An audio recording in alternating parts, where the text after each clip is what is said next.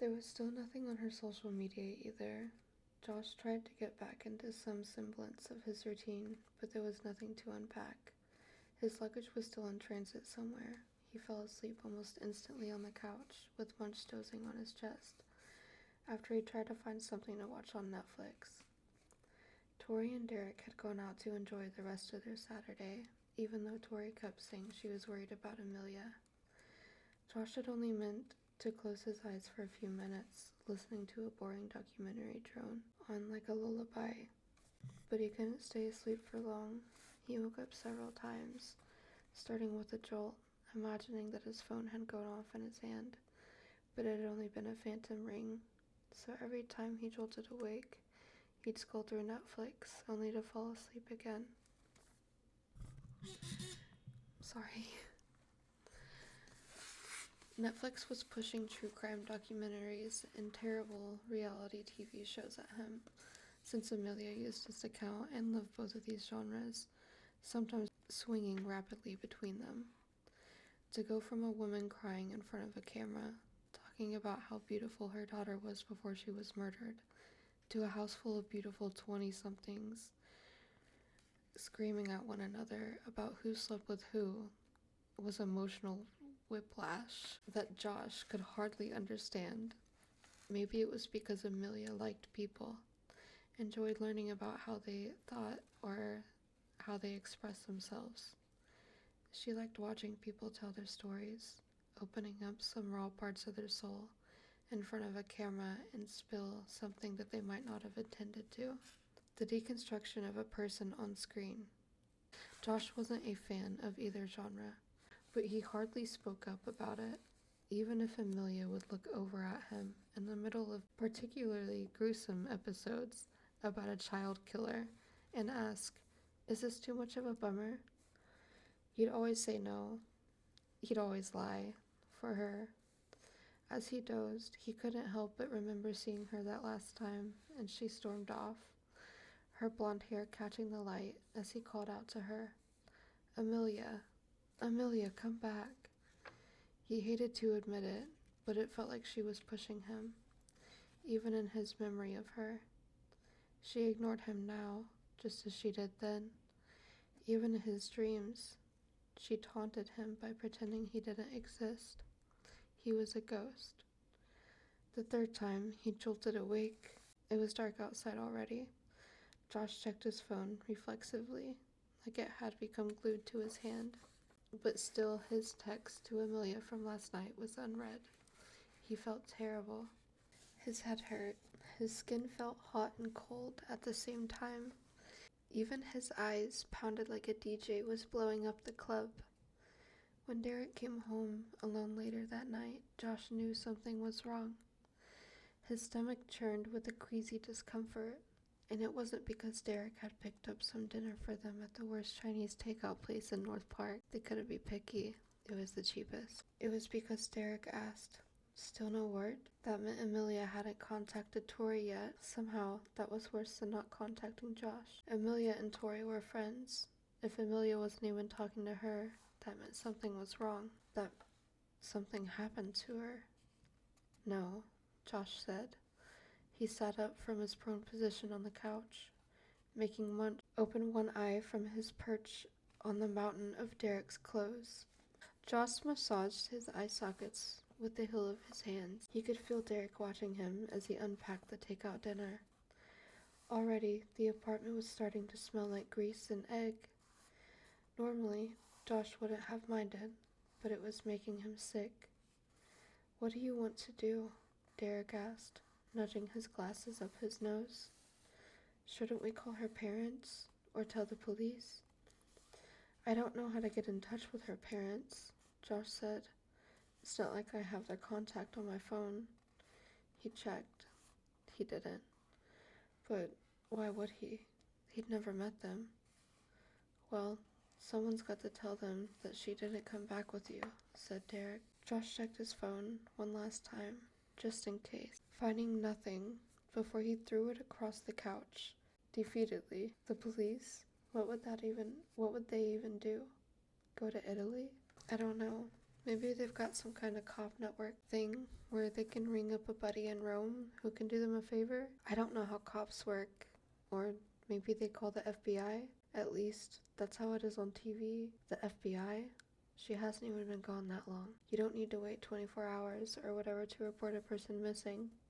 At least, I think I saw that somewhere. Like, if you can reasonably be worried that a person is in danger, you can say something. And I think this qualifies. You really think she's in danger? Josh asked. Derek shrugged. No one's heard from her. She's probably not in trouble, but because what are the odds? But you want a peace of mind, don't you? Josh sighed heavily. He really didn't want to bother the police with this. Worst case scenario, Derek went on, it's all just a big misunderstanding. You won't get in trouble for that, if that's what you're worried about. Josh wasn't worried. He hadn't done anything to her in the first place. Amelia isn't in danger. She's the most capable person we know. Yeah, but we know that sometimes capable people don't get a say in who hurts them. Don't. Sorry. I am just seeing with Tori on this one. It's weird that she's not responding to anything. What if someone did hurt her? Josh couldn't help the heat that came to his face. He didn't want to believe that. No. There's gotta be another explanation. We shut off our phones on the trip to avoid roaming charges. I bet she's doing exactly that. She's just hanging this over me, making me squirm. Derek handed him a bowl of fried rice, but Josh wasn't hungry. He rested it in his lap while Derek sat next to him on the couch, his legs twisted up underneath him, while he blew on his food to cool it down a bit. You must have really pissed her off, huh? Josh stares at the peas and fried egg in his rice and sighed again. He really was getting good at that. I swear, I didn't do anything. Come on, man. We know women don't just fly off the handle over nothing. What did you do? Derek, look at me. In the eyes. I'm telling you, I didn't do anything. Derek didn't say anything, but raised his eyebrows and chomped down on his forkful of rice. If he didn't believe him, he didn't say it. But Josh wasn't lying. He wasn't perfect by any means, but everything at the restaurant went down exactly as he said. He knew it didn't make any sense, and that's why it was so hard to believe, even for him. Derek took a moment to chew, swallowing his food, and then said, okay, fine. Alternative ideas. Do you remember her friends' names? The one she stayed with in Rome? Josh racked his brain. The last name was Sparkle or something. Spark? Maybe? Speck? Maybe you can reach out to them, see if she's crashing at their place. It wasn't a bad idea, but Josh didn't have their contact info. They'd been Amelia's friend. He'd only tagged along when she said they'd been invited over to stay a few nights for free in their apartment together before heading over to the hotel for some alone time on the final leg of their journey. Amelia had seemed so excited about having a friend in town. Staying there was definitely a possibility. It was one of the few places she could go. Maybe they're friends with her on Facebook or Instagram, Derek said. Instagram, probably. Josh reached for his phone, and Derek handed it to him. Josh opened Instagram and immediately saw Amelia's face looking back at him. It was the last picture she'd posted on their trip, and Josh's heart immediately squeezed painfully in his chest. He opened her profile. The last time he checked, she had over 1 million followers. Now it was closer to 1.5 million, but she'd only followed 300 people. Mostly people she knew in real life. He opened the list and scrolled through the list of names, scanning faces, searching for something familiar. Derek had commandeered the TV remote and picked something on Netflix to watch, but it became background noise as Josh scrolled and scrolled, scanning through the profile pictures and names. His rice had gone cold by the time he found the profile. Sarah Speck. That was her. Same glossy curls, same winged eyeliner. She was an Instagram influencer, like Amelia, so she had a few million followers too. But the profile he found was her personal one, set to private, probably so she could keep her business and personal life separate. He couldn't see any of her posts from this account, except for her profile picture and biography, which also meant he couldn't send her a discreet message. He sent a follow request, and all he could do after that was wait. Josh forced himself to eat the rice, and that had gone cold, and absently watched TV with Derek. Munch had claimed a spot in Derek's lap, sniffing the fried rice curiously. While his eyes were on the screen, Josh's mind was 6,500 miles away, in Rome, watching Amelia walk away from him over and over again, like she was stuck in a time loop. What if she really had dumped him and was with one of her friends in Rome? What if she had left him for another guy? Jealousy made his cheeks hot. Not quite a boil, but a simmer, nevertheless. Now Josh was checking his phone for other reasons. He kept refreshing Instagram, waiting for a response from Sarah Speck. It was the middle of the night in Rome where Sarah lived, but he checked anyway. He finished his dinner without even realizing it, and cleaned his bowl in the sink. Derek wasn't even watching the TV either. He was texting Tori, no doubt, and scratching Munch on the head. By the time Josh sat back on the couch, he was checking his phone again, out of habit. This time, it paid off. Sarah Speck had accepted his follow request. Got her, he said. Derek bolted upright. Amelia? No, her friend, the one I mentioned on Instagram. Josh typed a direct message to her. It was early in the morning, but she had been on her phone. She must have been a bad sleeper. He wanted to keep it brief. Hey, he typed. I'm not sure if you remember me. I'm Josh, Amelia's boyfriend. Is Amelia with you? Thankfully, the little dots appeared in the direct message as she typed a reply. Hey, Josh. Of course I remember you. What do you mean, though? She's not with you? Josh's heart sank into his stomach, battling with greasy fried rice for dominance. Have you seen her? He typed. Not since you guys stayed over. What's going on? Josh knew this didn't mean anything. It only meant that she hadn't gone to her friend's house like he thought she would. She had to be out there somewhere. But where had she gone? Chapter 3.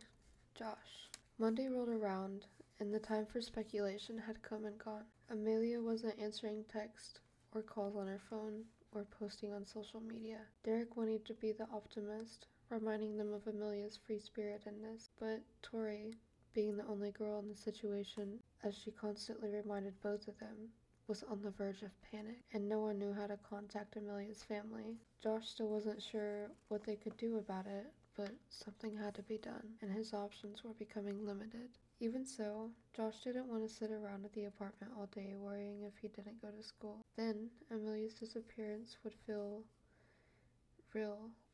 If he didn't go to school, then Amelia's disappearance wouldn't feel real. A twisted rationale that got him out of bed. It was the first week of his sophomore year. He didn't want to make a bad impression with his professors, not when he was finally starting to take some of the classes focused on his photography major. Going to school meant things were normal. His first class of the semester was abnormal psychology at 10 on Monday morning. It was a general course, chosen from the list available to round out his year, but it seemed interesting enough to Josh at the time when he enrolled. Knowing how the depraved operated was inherently interesting. Normally, he paid attention in class. They cost too much per credit not to, he figured. But today he sat in the back row of the lecture hall with his laptop open, his brain anywhere but on psychology. Amelia had invaded his every waking moment. The professor stood at the podium at the bottom of the lecture hall and spoke into a microphone to address 200-some students, sleepily staring back. Good morning, the Musi professor said. He had large Coke bottle glasses and gray hair that reminded Josh of a Brillo pad.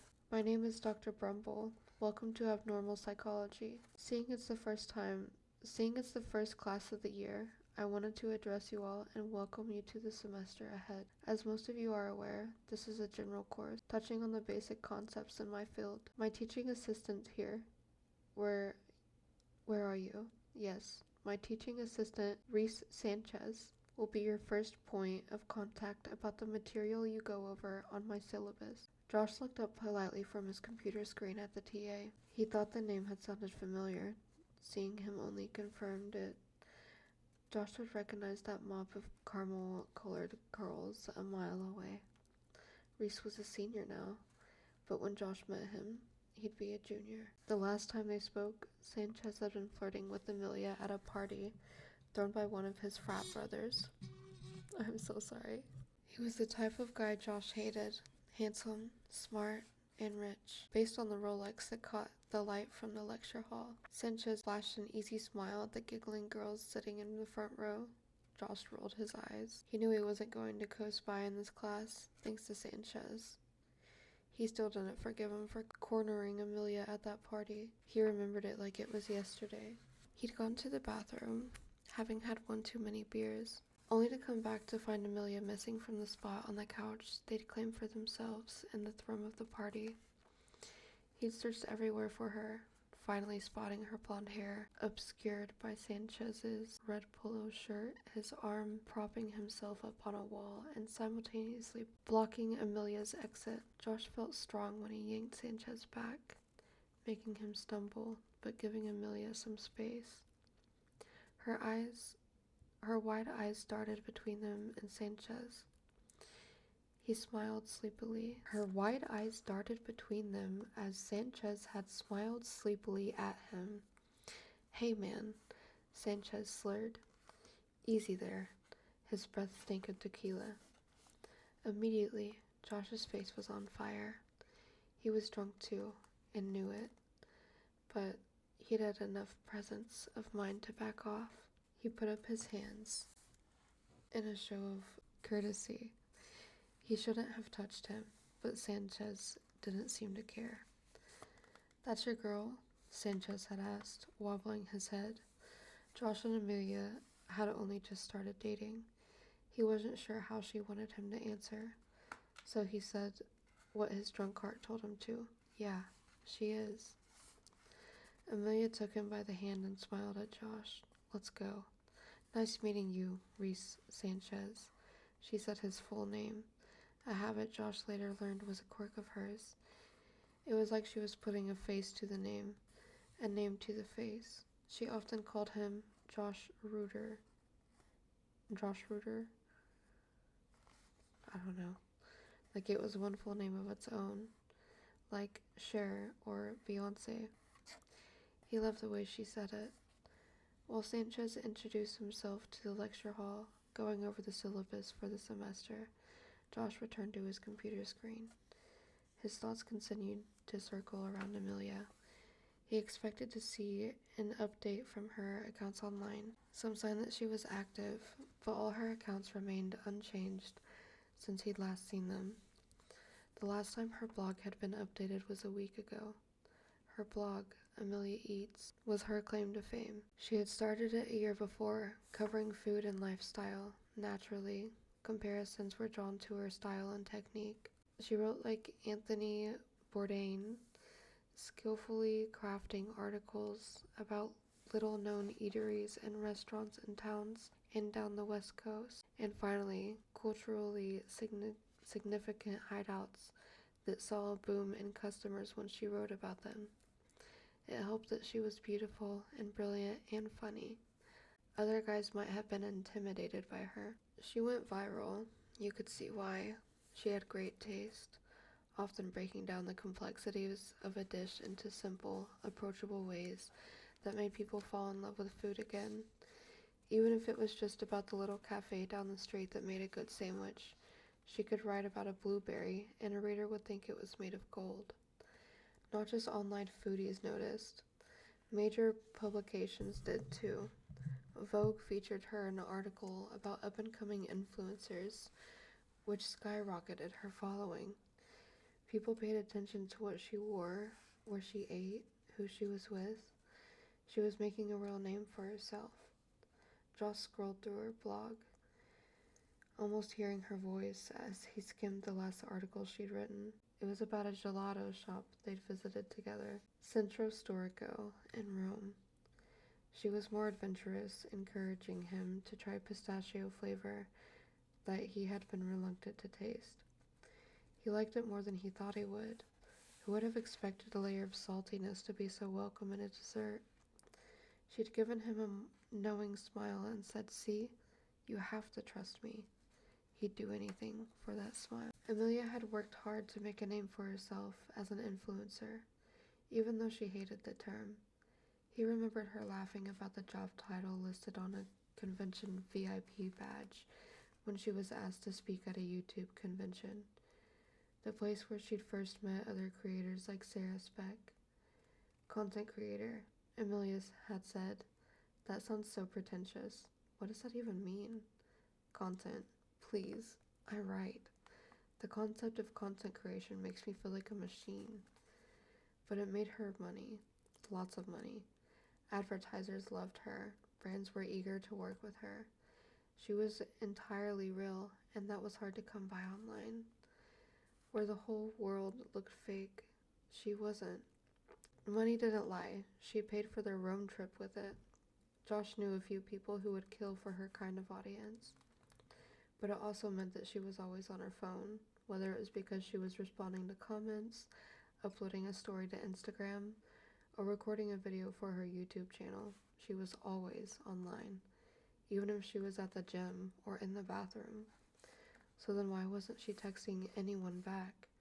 The lecture had started, and Josh barely noticed. What's going on with Amelia? The DM from a stranger later that afternoon took Josh by surprise. Hardly anyone ever DM'd him. He wasn't an influencer like Amelia, preferring to stay behind the camera instead of in front of it. Rarely did he make an appearance in her grid. Even then, people had to go digging to find his account. The fact that someone did set him on edge. He didn't have as many followers as she did, but he'd seen a bump since they started publicly dating. Overnight, his photography Insta had gone from 300 followers to over 25,000, all because she featured him in one of her Q&A videos. He was a private person, and he wanted to stay that way. Josh's fingers hovered over the screen of his phone, even from the safety of home, but he couldn't escape the nagging questions about Amelia. Munch stared at him, expectantly, as if, too, he was wondering what Josh was going to write. Josh wasn't sure what to say. He didn't want to sound ignorant. He didn't want to sound careless. He truly didn't know where she was or if she'd needed a break from a seemingly endless job, always grinding, always doing more. He had decided to leave the message on read and close the app. He made Munch dinner. Derek still wasn't home from his afternoon class, and Josh wanted to get a head start on required reading for the abnormal psychology. But once his phone started buzzing, it didn't stop. It started as a trickle, then turned into a waterfall. His lock screen started filling up with notifications from Instagram and Facebook. J. Reuter Photography. Is she on a break? Someone has to look at this. At J. Reuter Photography. It's weird that she hasn't posted her weekly recap. Any updates? At J. Reuter Photography. The messages and tagged posts kept coming, and they didn't stop. His phone was literally blowing up. It kept buzzing until he had to turn off its haptics. He nearly jumped out of his skin when his phone rang, buzzing for real against the notifications. His phone almost never rang, and it was from a number he didn't recognize. He let it go to voicemail. If it was important, they would leave one. Twitter was no better. What's going on? At Amelia Ashley. At J. Reuter Photography. Secret wedding? Much love. At J. Reuter Photography. I'm dying to know what's going on. At Amelia Ashley. At J. Reuter Photography. The only way people would be asking these questions is if someone had said something. Sarah Speck. Heart racing. Josh went on her public profile, the one full of photos of her makeup looks, and found she had uploaded an Instagram story. Set against the red and white background, it was a paragraph of text. Hey Glam Fam, I'm worried about at Amelia Ashley. At J. Reuter Photography asked me where she was yesterday, since she was supposed to fly home with him but didn't. No one's heard from her. She might be missing. Anyone have any leads? Josh felt like he'd been bricked over the head. She just told millions of followers that Amelia was missing. Missing. There was no proof that she was missing. She was just gone. That was different. Amelia Ashley had gone dark. This was all his fault. He regretted reaching out to Sarah. She tagged him, putting his name out there, opening the floodgates, and a sinking feeling took hold of him as he set up the laptop at a table. As he set up his laptop at the table, he couldn't help but think the internet had sunk its fangs into him, and it was only the beginning. Hours felt like decades, and the conversation started to pick up. gaining momentum with each unanswered question. All the posts he was tagged in, all the DMs, all the hashtags, he ignored. He couldn't respond to any of them. Plus, what would he even say? He didn't want to make people freak out, but it was too late now. Sarah Speck had led the charge. Josh was going to this battle, whether he liked it or not. Once an audience latched on, it was hard to shake them off. He hated the attention. That was Amelia's domain. Is everything okay? What's going on? This is crazy. Did you two break up? Where is she? What did you do to her, Josh? Over and over, the words from anonymous users online swarmed in his head like wasps. His phone rang again. He barely noticed. The world started to feel a lot smaller when eyes had turned towards him. Come on, Amelia. Where are you? He mumbled, staring at her blog, Twitter, Instagram, and YouTube. Still no update. He waited for her to swoop in and clear everything up, but it never happened. Someone on Instagram had tagged Josh in a post. It was a screenshot of the last photo she'd uploaded to her Instagram, a photo he'd taken, of her eating the pistachio gelato that she'd liked so much. She had her head tipped back, her face towards the sun, eyes closed. She looked so carefree and happy. It belonged in a magazine. Overlaid over the photo, direct and to the point, was, "Where is Amelia Ashley?" Blood rushed Josh's ears. Automatically, he blocked the account that tagged him, but he knew it wouldn't be enough. This was getting too real, overwhelming him like a crashing wave. Operating on instinct, he unfollowed everything that had to do with Amelia. He unfollowed her Twitter and Instagram, unsubscribing from her YouTube channel. He needed space.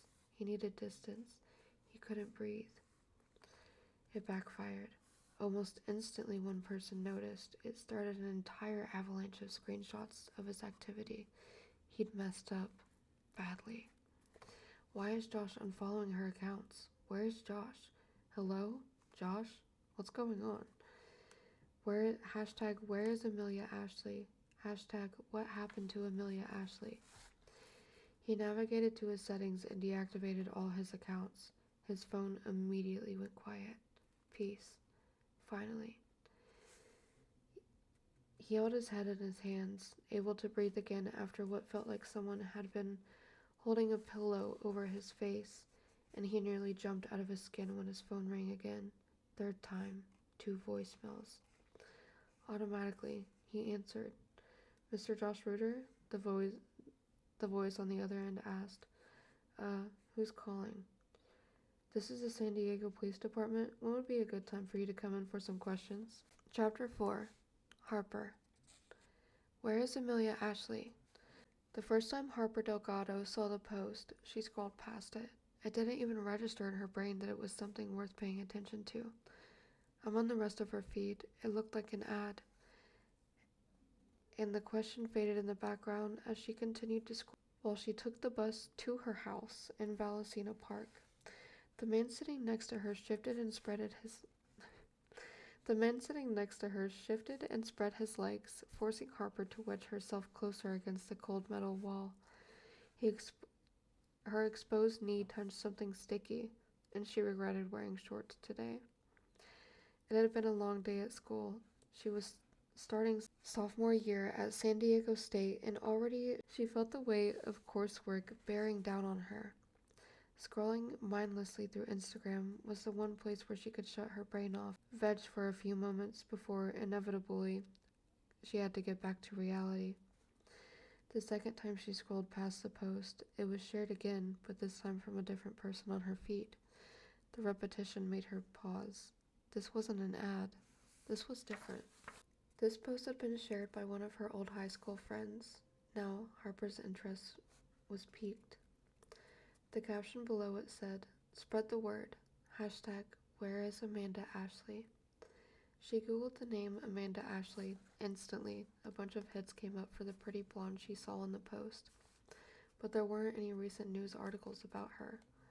All Harper understood was that Amelia was some kind of travel and food influencer, but she'd never heard of her.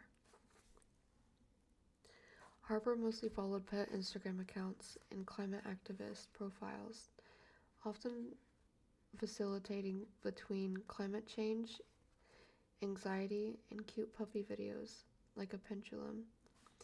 She didn't have time to do any other research. The bus was reaching to her stop, so she pocketed her phone and pressed the button to be let off. Even at home, there was no escaping it. "What's with this Amelia Ashley girl?" Lucy, her younger sister, asked. Harper looked up from her coding homework. It was a second for her brain to process thought into English speech again. She had been working on Python for so long, she'd almost started thinking in sources. "Oh yeah," she said. "I saw that too. I think she's some travel influencer. Something to do with food?" Lucy seemed unhappy with the answer and leaned on the door frame of Harper's bedroom, a clear sign that she wasn't going anywhere. Lucy was still in high school, so she was glued to her phone. By the looks of it, she'd just gotten home from after-school practice. She was still in her cross-country gear, her dark hair damp with sweat, pulled back in a high ponytail. Harper hadn't exercised in years, but Lucy made up for the both of them. She was always running everywhere, didn't seem to care that Harper was in the middle of working on something. "I'm seeing this girl all over," she said. "I figured you know something." "I thought it was an ad for a movie or—" Harper didn't finish her thought. She traced her thumbnail over her lips as she reread her lines of code.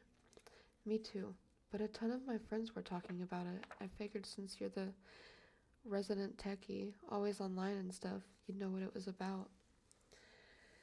Harper made a noise of agreement, not committing to anything in particular, as her eyes went over her code, looking for any errors she might have made. She didn't find any. She was good at what she did. She hadn't thought about Amelia Ashley since the bus. The name had come and gone from her head as fast as the Santa Ana winds. "Mom home?" she asked. "Not yet," said Lucy. "I guess she went missing after going on vacation to Rome with her boyfriend." "Who, Mom?" "No, Amelia. I'm reading about it on Twitter." "That's really sad," Harper said. Any time a girl went missing was sad, but Harper felt it was particularly typical of anyone to care when the victim was a pretty blonde girl who was probably loaded. People with teeth that straight didn't not come from money. Harper was well aware of how pretty white women enchanted society. Girls with brown skin like hers disappeared every day, and people on the internet barely batted an eye. Harper went back to her coding.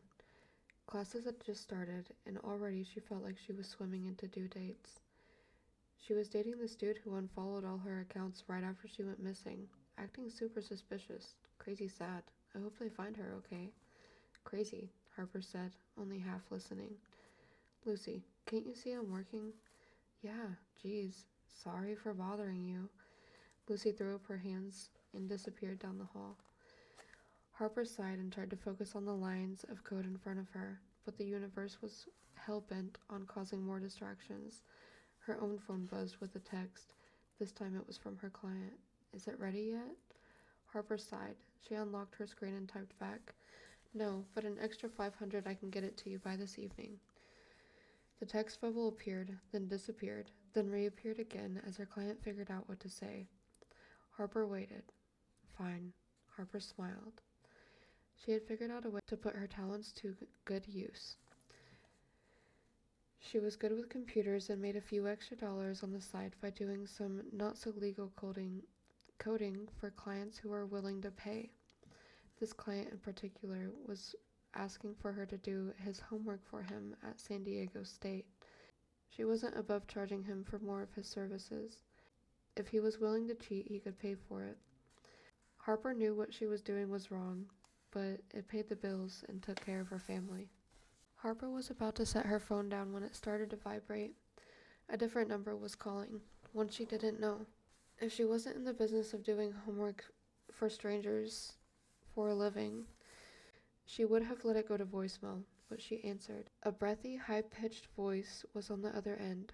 Hi, is this Harper Delgado? Harper spun around in her swivel chair, heart thumping. Had one of her clients snitched? Who's calling? Harper asked, suspicious. My name is Tori Chapman. I got your number from a friend of mine who helped a while back. Harper had first started out writing code after one of her friends last year begun to suspect that her boyfriend was actually married at the time. Harper made an app that sent copies of his text messages to the friend's phone. The friend offered to pay her $400 for her time. Turns out her friend's suspicions were true. She dumped him on the spot and paid Harper in cash. For once, Harper wasn't late on her credit card bill. It snowballed from there. She developed her code and programs to be installed on phones, tracking and everything that happened on the screen without the user finding out. Her clients mostly consisted of jittered lovers trying to prove that their significant others were cheating on them. It was a depressing line of work. There were always more desperate people who wanted to know for certain that in a toxic relationship. And with a few taps on the screen, they would find out the truth. Harper was making more money writing a few lines of code for one client than her mom did working all month at the library. In today's world, Harper had to get creative. The rent on the family's two-bedroom apartment in the Valencia Park had gone up, and the extra income was a much-needed relief. Even if Harper wasn't exactly honest about how she'd been able to chip in, Mom and Lucy knew she would be fine if they kept thinking she was making a lot of money tutoring. My friend said you were really good at what you do, and I need your help now, Tori said. She sounded winded, like she was walking briskly while talking. Harper could hear cars rumbling in the background. Oh, Harper said. Yeah, I'm Harper. What's this about? She really did have a soft spot for helping people, even if that help was less than legal. Morally dubious, one might say, but in Harper's opinions, sometimes it took a little dirty work to shine light on truth. One of my best friends is missing. You might have heard by now. Her name is Amelia Ashley. Hearing the name again made Harper's ears burn with interest. Harper tapped her fingers thoughtfully on the desk as she remembered what Lucy had said. Vacation, Rome, boyfriend. This girl kept popping up, like the universe was sending Harper a message. "Aw, yeah," Harper said, then added, "I'm sorry about what's going on. It must be really stressful, but what do you think I can do for you?" Tori paused, as if taking a moment to gather her thoughts. It got quieter, as if she stepped indoors. Her breath was ragged and shallow. Harper imagined her heart was racing. I need your help finding Amelia. I don't want to believe something terrible happened, but it doesn't feel right. Her boyfriend, Josh, he's one of my closest friends too. So I feel guilty even asking for this, but I feel it in my gut. I don't have proof, but something is wrong. Harper tugged on her lower lip and winced. This was way beyond her expertise. I'm not the police, she said. I don't solve crimes. She didn't think of herself as a detective. Far from it. She'd be the last person in the world to wield a badge. I know you're good with computers. I know you can track phones, and you can get information a lot of people can't otherwise. You're a hacker. Harper's eyes darted to the door in case Lucy had come back, but it remained empty. She didn't want her sister overhearing. I'm not a magician, she said, lowering her voice. You should call the police. I did, but they're slow. Please, Tori said. I don't have a lot of money, but I can try to get you whatever you need. I know it's a lot to ask, but Amelia could be in trouble, or... A small sob escaped and Harper's breath hitched. It's been days. I'm afraid it's too late. Even if Tori was flushed with cash, Harper still wasn't sure she was up for the job. She could help jilted lovers get proof that they were being cheated on, but finding a missing person half a world away was a lot to ask. Hearing Tori's panic made her insides go cold. I'm sorry, Harper said. Doing something like investigating a missing person would be exposing herself to law enforcement, potentially attracting attention when it was the absolute last thing she needed to keep providing for her family. I can't do anything. She could almost hear Tori's heart breaking on the other end. Okay, Tori said after a long moment. Thanks anyway. When she hung up, Harper sat at her computer for a long while, staring at her homework as guilt gnawed at her insides. Curiosity got the better of her, and Harper saved her work and then saved it again, just to be sure. With a few quick keystrokes, she pulled up Amelia's Instagram profile and opened a picture of her with her boyfriend, Josh, or rather, half of his face. He ducked out of the frame, as if shy, but he was smiling. The face looked familiar. All she did was stare at a computer all day, but she had a knack for remembering faces. Josh went to school with her at San Diego State. Something about this Amelia Ashley girl was mysterious and strange, and the fact that Josh Reuter went to school with her felt close enough that she should at least be aware of the case. This wasn't some stranger. This was in her orbit. Harper did the bare minimum first. She Googled Amelia Ashley's name again, this time finding more results. The hashtag campaign, #WhereIsAmeliaAshley, from Instagram had carried over to Twitter. The news was spreading like a virus. Lucy was right. Everyone was talking about it. Harper got the feeling that this was only the start of seeing this Amelia name everywhere. Only one online newspaper had written a story so far.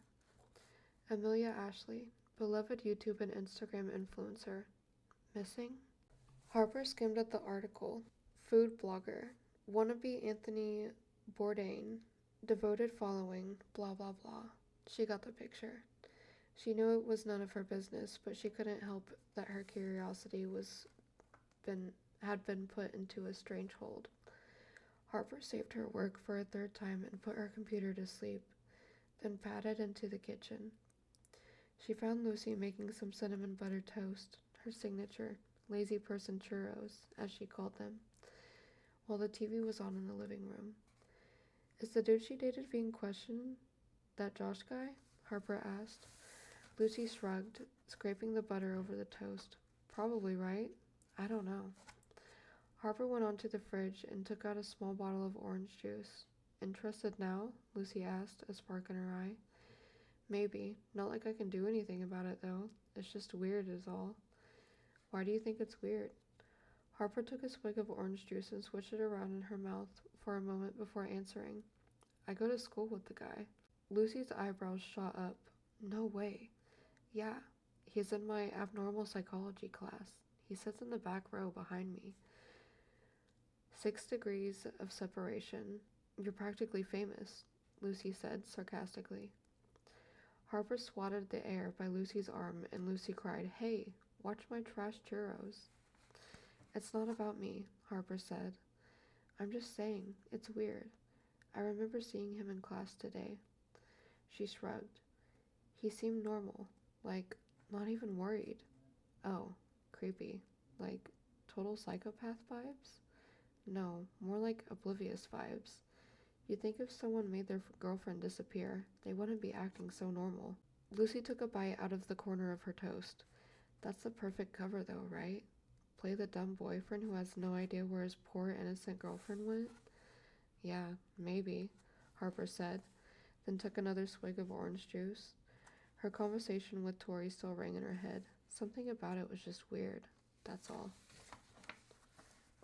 You keep saying that. Why?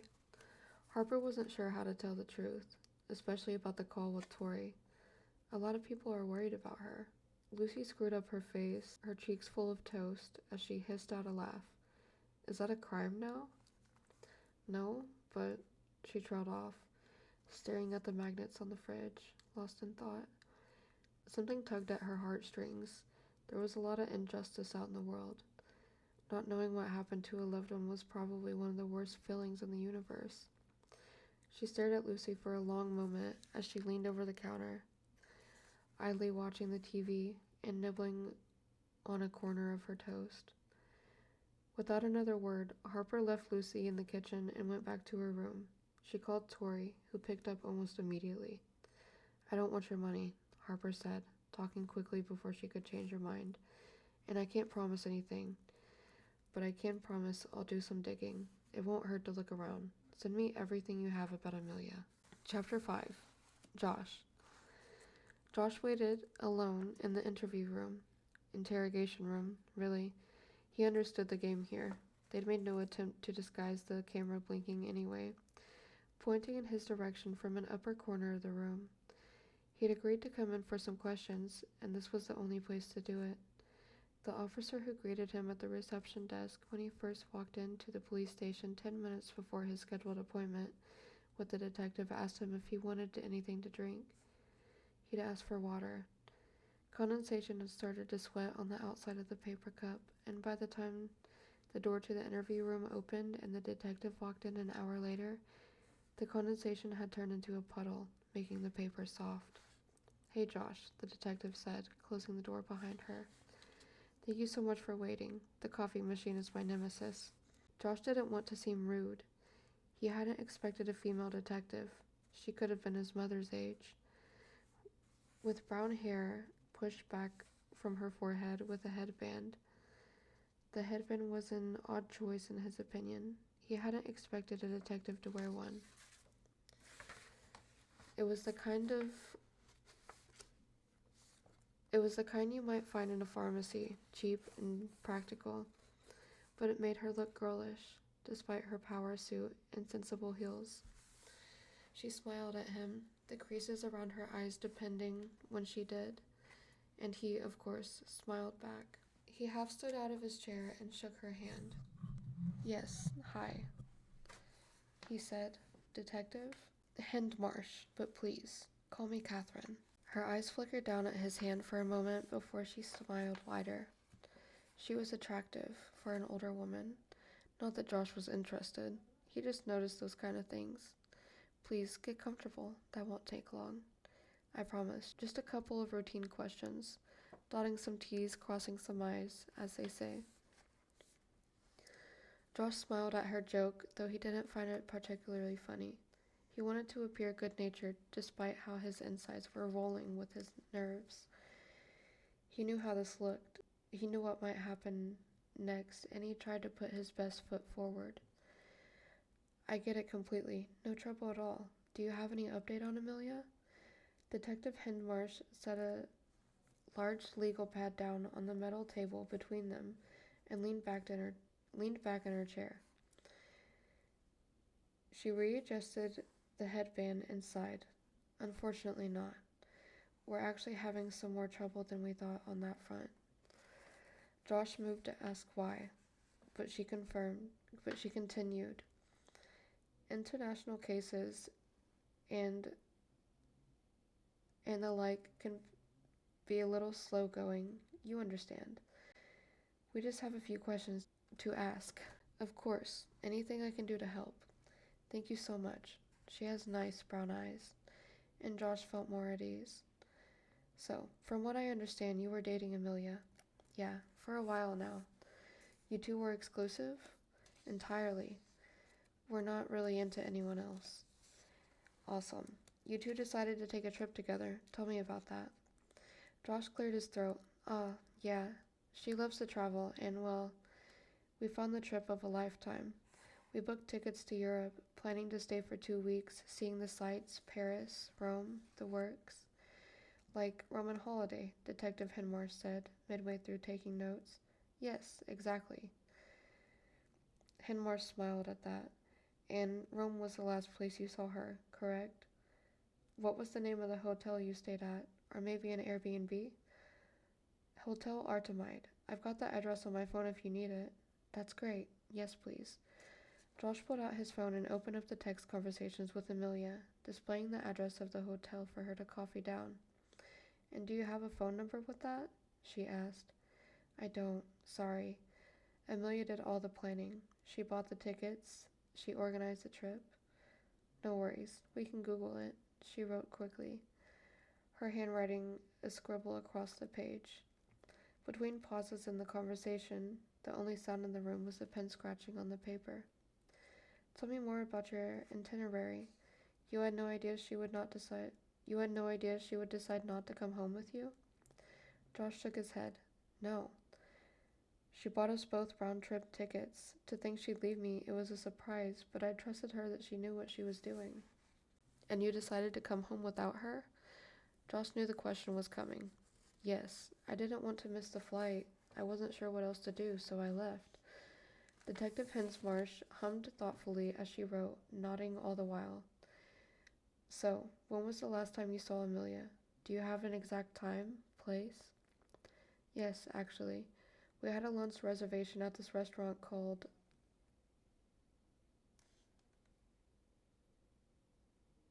I I One Gusto right before our flight. What the fuck?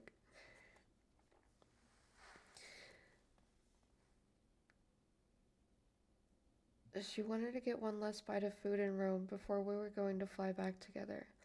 But we went our separate ways after dinner. She didn't show up at the airport, and I couldn't miss the flight. I'm in school, so I left without her. I know it looks bad, but Josh decided to leave it at that. Detective Hensmarsh was still writing. I see, she said, only looking up from the page when she was done taking notes. I really hadn't worried about her. She had friends in the city. Detective Hensmarsh nodded. Okay, and did anything happen out of the ordinary before that? Did you two fight at all, or? Josh grew quiet. He remembered what happened. Her almost flipping the table on him out of the blue. He blinked and took a moment. No, nothing. If you're trying to protect her, I'm not. Everything was normal. We were happy. He wanted everyone to know that Amelia was perfect. Derek teased him sometimes that Amelia had been too perfect for someone like Josh. A gentle ribbing that only slightly rubbed raw. He didn't want one little detail to get in the way of being able to find her. Detective Hingemarsh analyzed him for a moment. You don't have to lie, Josh. No one's in trouble. If we can find her, or if you know where she is, there's no problem. I swear, I saw her at I-1 Gusto, and that was it. She hasn't messaged me since. Nor have you messaged her, except to say, miss you. She'd seen his chat history with Amelia when he showed her the address of the hotel on the phone. I wasn't sure what else to do. I thought we broke up. It hurt saying it out loud. How about your luggage? Do you think we could take a look at it? The airline lost it. It still hasn't arrived. She sucked her teeth. Hate it when that happens. But he heard something else in her voice. I'm not lying. You can call the airline, I swear. You can check it. But it's only got my clothes and some souvenirs. If I had it, you could go through it. I don't care. Okay, we'll take note of that. Detective Hindmarsh wrote something down, then asked without looking up, and how did you get that cut on your hand? The air in the room felt 10 degrees cooler. Either the central air had just kicked on, or Joss was starting to feel like the conversation had taken a turn. He didn't know how many ways he could tell the truth without everyone thinking he was lying. I cut it on some broken glass. It's nothing. He pressed his thumb onto the palm of his hand. Detective Hindmarsh clicked her tongue. We've all been there, haven't we? Her voice was flat and unreadable. Josh had the sudden realization that he was dealing with the seasoned professional. He'd been thrown off by the headband. She was better at this than he'd thought. How could he prove someone like her that he hadn't done anything wrong? Josh's chest felt tight. I want to find Amelia as much as anyone. If anything bad happens to her because I left, I don't think I could live with myself. I don't know how to make it right.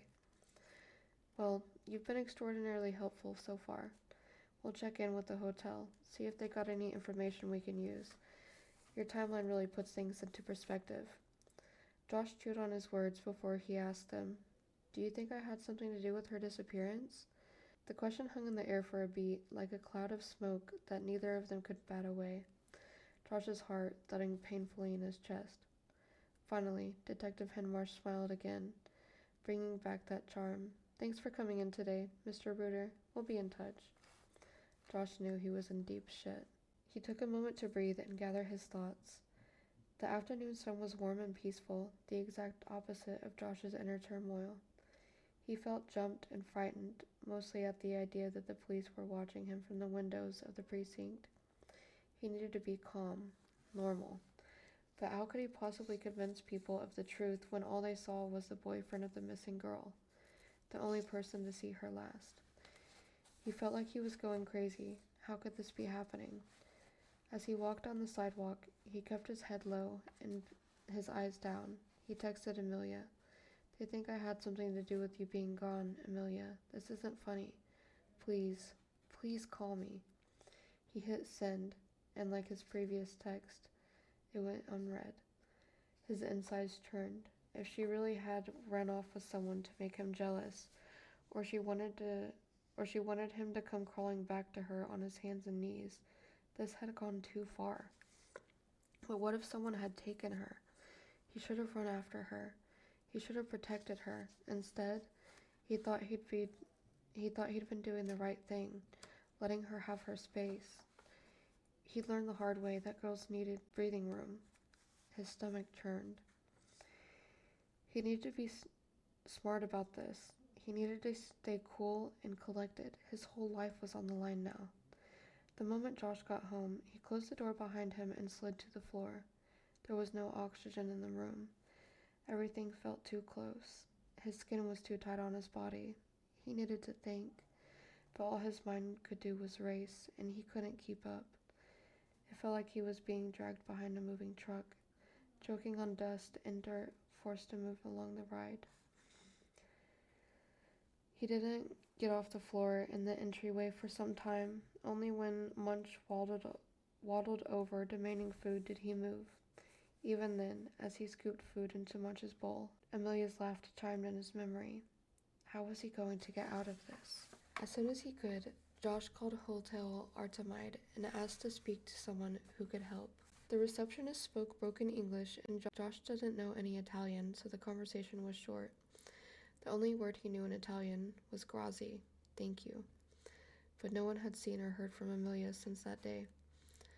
Online, word spread that the Italian police had started their own investigation. He had a Google alert set up to email him whenever his name was mentioned in the news. Josh started sending text messages to Amelia every hour. Please be okay. I'm begging you. Please come home. Please, I'm scared for you. I miss you. All unread. Still, he sent them. He never hurt her. He wasn't the bad guy that everyone wanted to make him out to be. He needed to prove his innocence, and to prove his innocence, he needed to find her.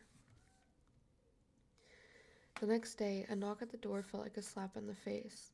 Josh yanked it open, irrationally hoping that Amelia had come home, only to find that it was Detective Hinmarsh and another police officer Josh didn't recognize. A police car sat parallel, parked in the street. Hey, Josh, Detective Hinmarsh said. She smiled at him. That same warm smile she always had. Can we come in? Josh's heart jackhammered. Did you find Amelia? Detective Hinmarsh shook her head. We haven't, no. Do you have a moment? Sure, come on in. The apartment was empty, except for Munch, who greeted the police with his high tail.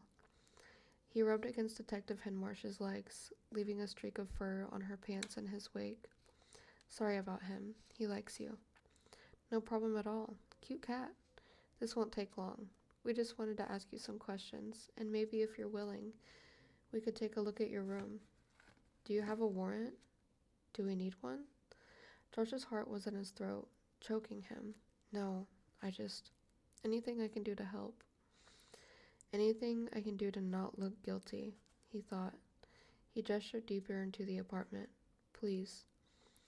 Hinmarsh held out an arm in front of Josh, blocking him as the officer moved inside first. Then she asked, Amelia spent a lot of time here, didn't she?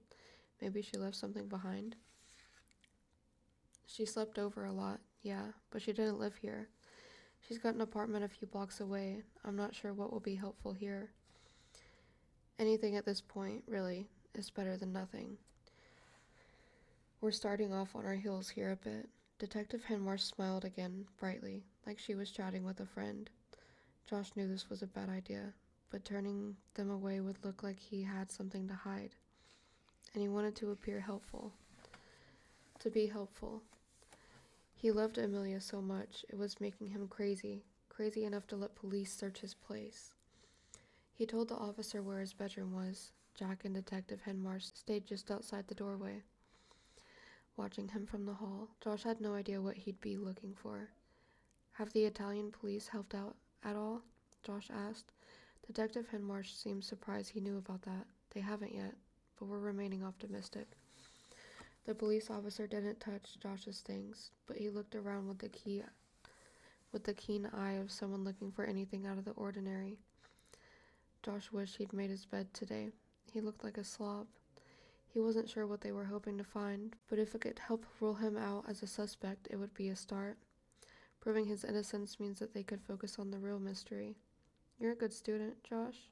Detective Henmarsh asked. I try. I think that accounts for most of it. What are you studying for? Photography. You didn't want to go to an art college for that? The cop got down on his knees and looked under Josh's bed.